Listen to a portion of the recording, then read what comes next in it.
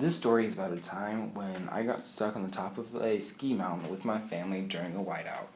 One particular morning, we were at Winter Park, Colorado, which, to those who are unfamiliar with this area, is a ski resort.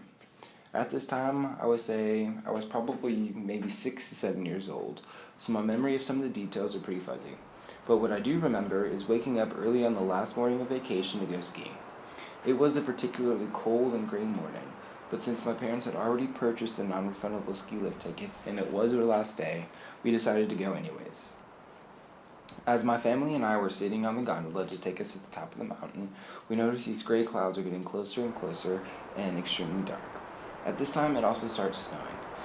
I would say the gondola takes about 10 to 15 minutes to get to the top, just enough time for the fog and heavy snow to roll in. By the time I get my clothes and bindings all situated to go down the mountain, it's hard to see more than 5 feet in front of you. Because I was so young at this time, I wasn't allowed to use skiing poles in fear that I'd hurt myself or others around me. So in order for my family to stay together, I held onto my mom's skiing pole and my sister held on to my dad's.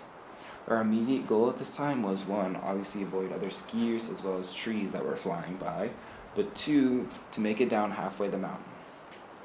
Because at this point there was a skiing lodge, so skiers could rest and grab lunch when they needed. All we had to do was to get halfway down, so we could wait for the storm to blow over. This trip, which usually takes, I would say, 15 minutes, took us over 45 minutes. We got more than 5 feet in front of us, and we didn't know where we were going.